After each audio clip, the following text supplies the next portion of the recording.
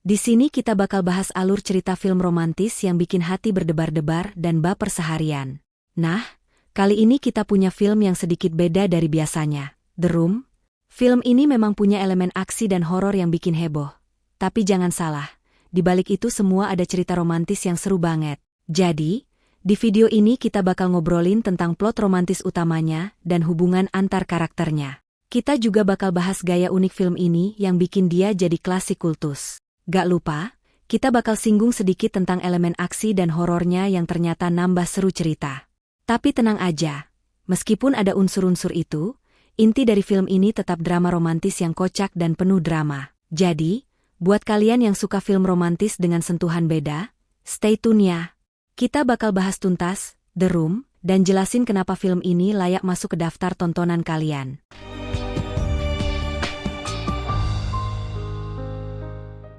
Pasangan muda, Matt dan Kate, pindah ke rumah baru mereka di daerah upstate New York. Mereka menikmati masa-masa awal sebagai pasangan muda yang baru menikah.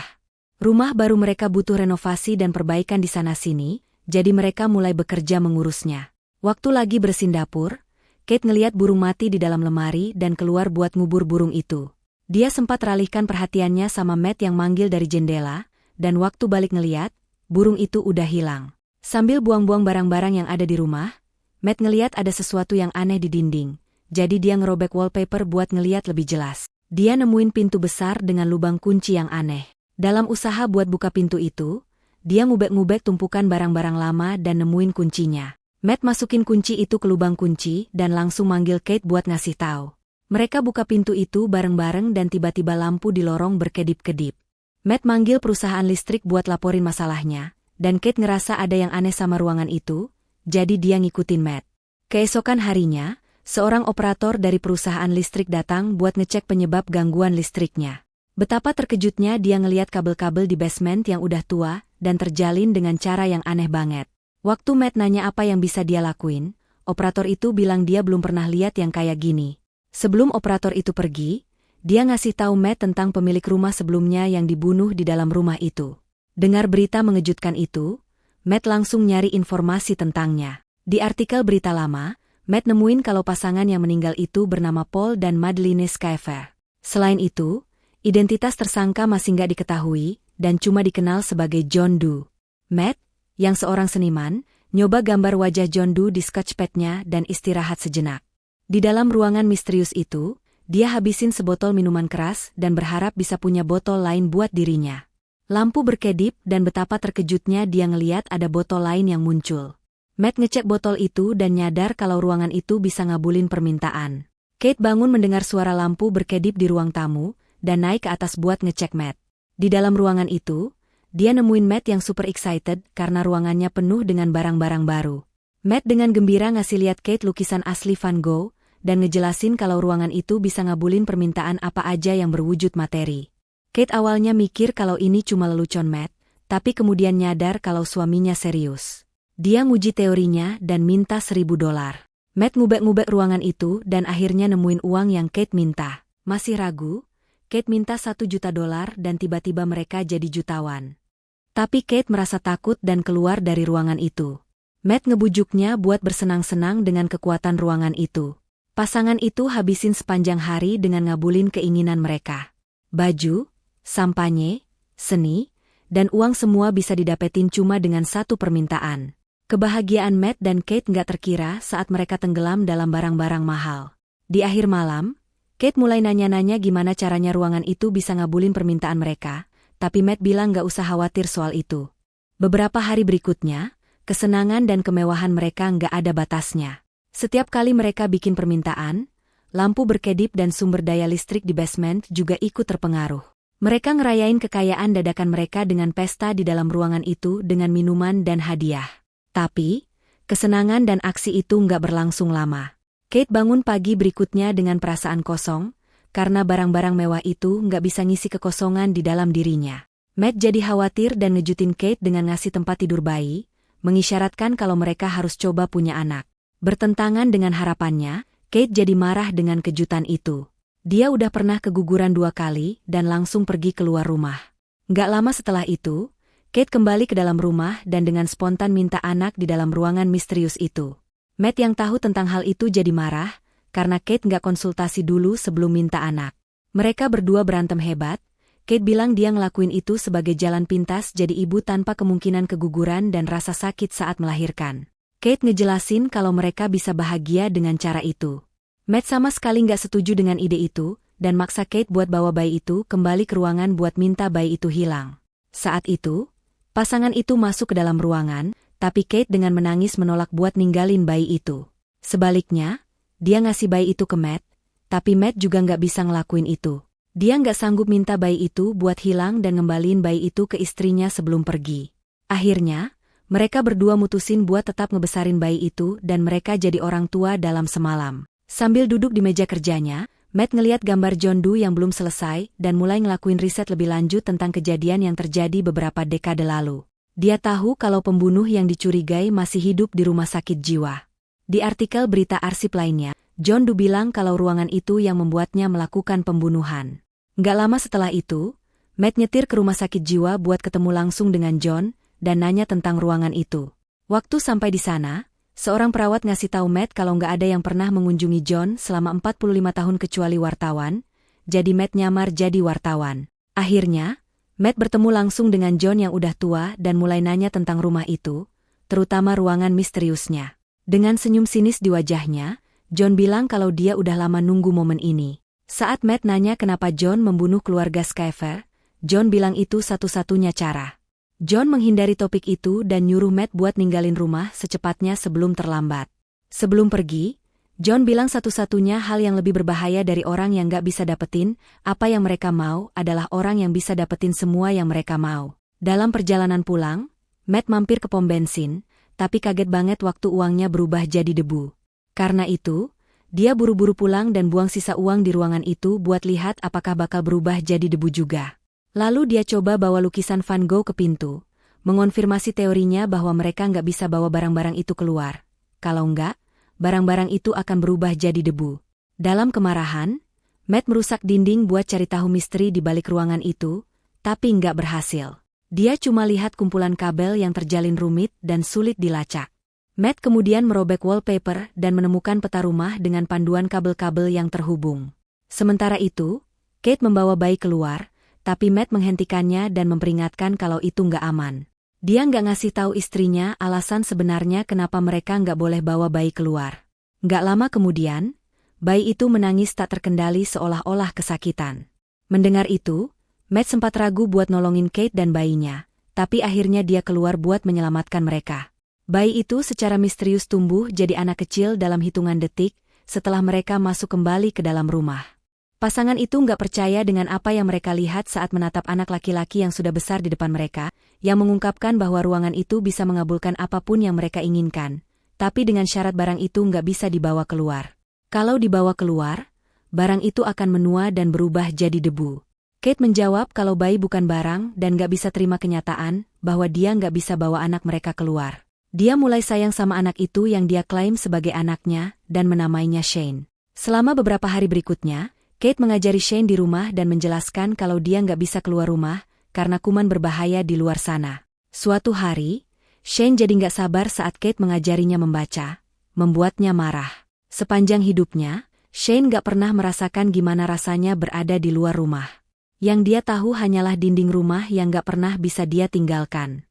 Kemudian, Kate menerima paket di luar dan mengunci pintu setiap kali dia masuk dan keluar. Dia ngasih paket itu ke Matt, yang memesan senjata baru. Sayangnya, Kate lupa mengunci pintu depan. Saat dia sibuk main piano, Shane diam-diam mendekati pintu depan dan membukanya tanpa ketahuan. Dia merasakan angin segar dan penasaran banget tentang luar rumah. Tiba-tiba, Kate sadar dan lari ke arah anaknya dans Gomara. Dia peluk Shane erat-erat, lega banget karena dia aman dan gak kenapa-napa. Buat cegah Shane kabur lagi, mereka mutusin buat nutup semua jendela pakai papan kayu. Malam itu, Kate kebangun dan lihat Shane di samping ranjangnya, minta tidur bareng. Shane bilang dia mau selalu bareng ibunya, bikin Kate peluk dia makin erat. Tapi, kata-katanya nggak bikin Shane tenang karena dia masih kelihatan khawatir. Matt habisin beberapa hari berikutnya buat latihan nembak pakai senjata barunya. Dia balik rumah dan lihat Shane mainin bola salju di studio seninya. Dia langsung nyuruh Shane keluar, bikin bola salju itu jatuh dan pecah. Sampai sekarang, Matt belum bisa nerima Shane sebagai anaknya dan masih bersikap dingin. Nggak lama kemudian, Kate masuk dan mereka berantem soal Matt yang nggak bersikap kayak ayah ke Shane. Saat malam tiba, Shane keliling rumah dan nemuin peta yang nuntun ke basement. Dia lihat sumber listrik besar dengan kabel-kabel yang terjalin aneh, dan akhirnya masuk ke ruangan misterius. Sepanjang malam, lampu rumah kedip-kedip, tapi Matt dan Kate nggak nyadar sama sekali. Saat Matt bangun, dia lihat bola salju baru di sampingnya dan yang pecah di kejauhan. Dia langsung bangunin Kate setelah lihat lampu yang kedip-kedip, udah punya ide apa yang nyebabin. Mereka masuk ruangan itu dan kaget ngelihat Shane bikin area luar di dalamnya. Ruangan yang tadinya 4 sudut sekarang jadi hutan luas tempat Shane asyik bikin manusia salju. Kate terpukau sama dunia yang dibuat Shane dan ikut main bareng. Di sisi lain, Matt marah dan narik tangan Shane buat bawa dia balik ke dalam rumah. Kejadian ini bikin mereka berdua berantem lagi, apakah Shane boleh main di ruangan itu atau enggak. Matt bersikeras itu bahaya, tapi Kate punya pendapat beda. Saat mereka berdebat, telepon berdering dan Shane jawab meskipun dia nggak diizinin buat angkat telepon atau ngomong sama orang lain. Matt rebut telepon dari Shane dan kaget denger John yang nelpon, nyadar kalau mereka ngedapetin anak dari ruangan itu. Kate dengerin percakapan mereka pakai telepon lain dan nguping semuanya. John jelasin kalau buat bikin Shane bisa keluar rumah dengan bebas, butuh pengorbanan besar. Kalau Kate mati, Shane bisa keluar dan tumbuh seperti orang lain. Lewat telepon, John ngagetin mereka dengan bilang kalau dia, John, juga anak yang diciptain ruangan itu. Dulu, ibu John maksa John yang masih muda buat bunuh ibunya supaya John bisa keluar rumah tanpa terikat sama ruangan itu lagi. Jadi, John bilang ke Matt kalau ada 2 pilihan. Bunuh Shane buat selamatin Kate, atau bunuh Kate buat selamatin Shane. Ini karena hubungan emosional yang kuat antara ibu dan anak. Dengar percakapan itu, Kate pergi dari rumah, bikin Matt khawatir. Dia coba nabrak mobilnya, tapi nggak bisa ngelakuin itu. Sendirian bareng Shane di rumah, Matt panik dan ngerusak studionya. Nggak lama kemudian, dia siapin makan malam buat Shane yang duduk di seberang meja makan. Shane terus nanya-nanya, dan karena makin kesel, Matt kehilangan kesabaran. Matt bilang ke Shane kalau dia bukan anak beneran dan nggak punya orang tua. Masih dalam kemarahan, Matt narik Shane ke pintu depan, tapi Shane lari naik ke atas karena takut. Di kamar Shane, Matt sadar kalau dia udah nyakitin Shane dan minta maaf dengan tulus. Shane minta Matt buat bacain cerita, dan mereka akhirnya tidur bareng. Saat Kate pulang, dia masih bingung dengan perasaannya, tapi ngelihat Matt dan Shane tidur bareng bikin dia tenang. Malam itu, pasangan itu punya momen romantis sementara Shane ngawasin mereka. Setelah orang tuanya tidur, Shane curi kunci pintu depan. Keesokan harinya, Matt dan Kate kaget ngeliat pintu depan kebuka dan Shane udah keluar rumah. Di area lain rumah, mereka terkejut ngeliat Shane yang tiba-tiba udah dewasa. Walaupun pikirannya masih kayak anak kecil, sekarang dia udah jadi pria dewasa dan bahkan ngancam orang tuanya pakai senjata. Setelah Kate berhasil nenangin dia, Matt langsung menyerang Shane dan mereka berdua berkelahi.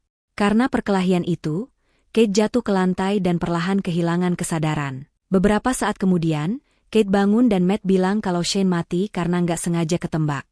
Kate yang hancur hatinya keluar rumah dan nangis sejadi-jadinya. Nggak bisa nerima kematian Shane, Matt menghibur dan gendong dia balik ke rumah. Tapi sebenarnya, yang menggendong Kate adalah Shane yang udah berubah bentuk jadi Matt tanpa sepengetahuan ibunya. Di dalam ruangan tempat perkelahian itu, Matt yang asli sadar dan nyari istrinya di sekitar rumah.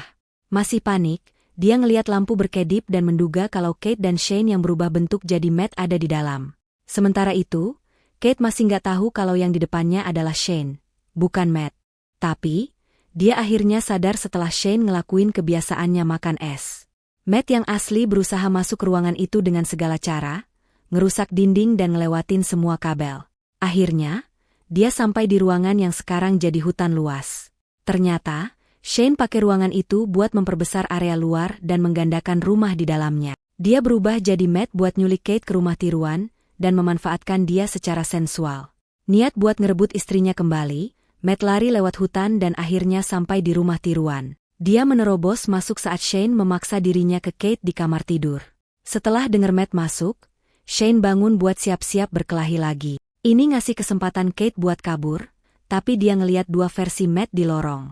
Dilema Kate saat itu nggak bisa dibandingin. Kedua Matt itu mirip banget. Salah satu dari mereka pegang tangannya, tapi Kate dorong dia sambil teriak nama Shane, yang menarik perhatiannya. Shane pingsan setelah jatuh dari tangga dan berubah ke bentuk aslinya. Sementara itu, Matt dan Kate nggak bisa keluar dari ruangan, karena Shane terus berharap mereka terjebak di dalam. Setelah mencoba berkali-kali dan tetap tiba di tempat yang sama, Matt berhenti dan mikir cara keluar. Pasangan itu akhirnya berhadapan dengan Shane di pintu, yang maju ke Matt dan menikamnya sampai mati. Setelah itu, Shane mencoba menghibur Kate tapi sadar kalau mereka cuma kloningan dan replika dari yang asli. Sebelumnya, Matt dan Kate telah membuat kloningan diri mereka menggunakan kekuatan ruangan itu untuk mengelabui Shane. Matt dan Kate cepat-cepat lari keluar dari ruangan lewat hutan sementara Shane mengejar mereka dengan agresif setelah ditipu di rumah asli.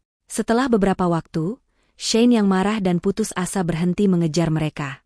Matt dan Kate akhirnya menemukan jalan kembali ke rumah asli untuk mencoba mengakhiri semuanya. Mereka masuk rumah dengan hati-hati, berharap bisa menemukan cara untuk menghentikan Shane dan ruangan misterius itu sekali dan untuk selamanya. Shane yang kembali ke rumah asli, menyerang Matt dan secara tidak sengaja tertarik keluar bersama dia. Sadar kalau ini akan mengorbankan hidupnya, Shane lari balik ke pintu. Tapi Kate langsung nutup pintunya sebelum Shane bisa masuk. Shane teriak panggil, "Mommy," sementara Kate ngeliatin dia menua jadi pria tua. Dia berjalan pelan sambil tubuhnya membusuk dan akhirnya berubah jadi debu. Meski banyak kesalahannya, Kate tetap nangis di atas tubuh Shane, karena sudah ngabisin banyak waktu sama dia sebagai anaknya. Pasangan itu saling berpelukan setelah hari yang traumatis. Sebulan kemudian, mereka pindah ke tempat yang lebih kecil dan hidup damai, tapi nggak lama. Kate lihat dengan horor hasil tes kehamilannya yang positif, bingung apakah bayinya milik Matt atau Shane. Seolah-olah masalah belum cukup. Lampu berkedip dan dia mulai curiga kalau mereka masih di dalam ruangan. Dalam cerita ini, Matt dan Kate benar-benar dibutakan oleh kekayaan yang ditawarkan ruangan itu. Dengan sihir yang gak bisa dijelasin, mereka jadi makin ceroboh dengan keinginan mereka, bahkan meminta anak setelah serangkaian keguguran. Lampu yang berkedip di apartemen baru mereka di akhir cerita ngasih kemungkinan kecil kalau mereka masih di dalam ruangan atau cuma gangguan di gedung. Salah satu pengungkapan paling mengejutkan adalah kehamilan Kate, yang bisa jadi anak Matt atau Shane. Malam sebelum insiden besar, Kate dan Matt berhubungan, tapi Shane juga menyerangnya di rumah tiruan. Misteri film ini nggak cuma soal ruangan yang bisa mengabulkan keinginan, tapi juga siapa ayah dari anak yang dikandung Kate. Jadi guys, itulah cerita dari The Room. Sebuah film yang unik dengan banyak twist mengejutkan. Apa yang bakal kalian lakuin kalau punya ruangan yang bisa ngabulin semua keinginan? Apakah kalian bakal ambil risiko seperti Matt dan Kate? Tulis jawaban kalian di kolom komentar ya. Sampai jumpa di cerita film romantis berikutnya.